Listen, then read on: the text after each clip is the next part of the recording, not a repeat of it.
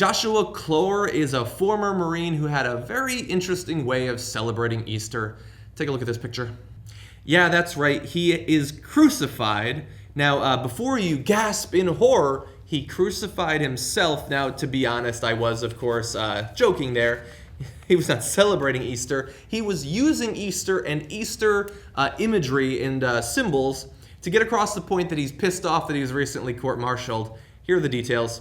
Klohr was demoted to private, sentenced to a month in the brig, and discharged from the Marine Corps last year after his conviction for subordinate conduct, disobeying a superior officer, and failure to obey an order.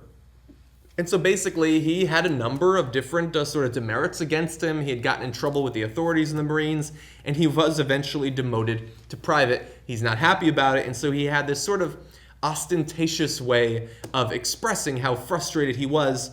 But I think he went a little bit far. He says he doesn't want to be seen as a martyr. What image are you trying to get across then, if not the martyr? I think the only way you could look more like a martyr is if you were to don an orange robe and set yourself on fire in the middle of some big courtyard. Jesus was a martyr. That's what Jesus is known for, and you are making yourself out to be Jesus.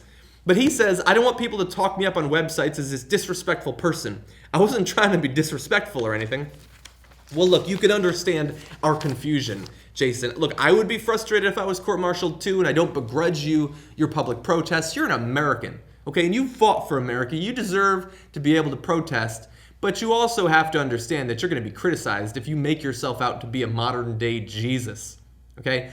Jesus was, if you believe the historical stories, was crucified and died. He didn't get demoted at his job, and so he willingly crucified himself.